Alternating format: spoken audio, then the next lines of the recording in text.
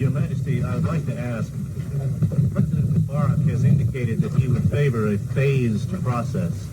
And the first phase being the dialogue that he's just discussed of the Palestinian Jordanian delegation in Washington, followed by, I take it, if successful, direct talks with the Israelis. Can you, and in that, if successful, capped by an international conference, can you accept the phased process that President Mubارk has outlined?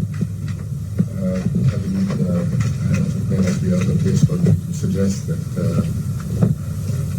the major contribution has been made through the agreement itself.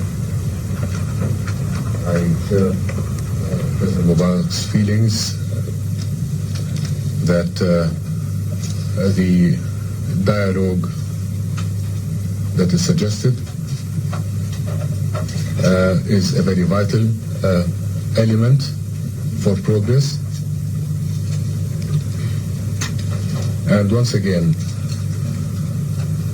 we are in the position of having made the first important vital moves. We have to wait for the reactions.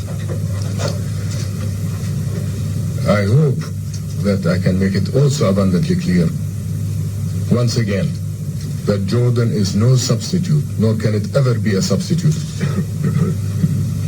for the Palestinians and their legitimate representative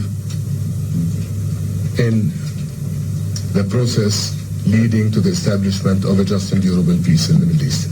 But Your Majesty, are you able to say directly whether you would endorse, whether you would favor, as a second phase, direct talks with the Israelis if the first phase, a dialogue in Washington, was successful? Can you answer that directly or not? The dialogue in regard to the United States and the Palestinians and Jordan would certainly clear the air of much of the questions that are posed and have been posed without answers.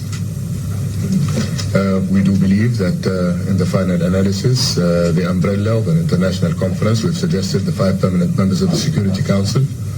In any event, may I also point out that Security Council resolutions 242, for example, regardless of anybody else's view on them, and 338 end up with Security Council guarantees of any agreement. So we can't move without the international community, and we hope that they will lend their support in our attempts to attain the just peace that we seek. A final question, if I may, Your Majesty. Other colleagues, please. One final question, if I may. Okay, carry on. May I ask the possibility when you go to Washington that instead of just speaking of a dialogue with a joint Jordanian-Palestinian delegation, has any progress been made on actually the names of the people who would be proposed to be on that delegation? I don't think we've reached that point now, but it is possible. We would like to see how the reactions are, and based on that, I think that the formation of a delegation is a possibility, obviously. But at the moment, it might be premature to form a delegation to negotiate with whom, over what. In regard to the issue itself, obviously, be it an international conference or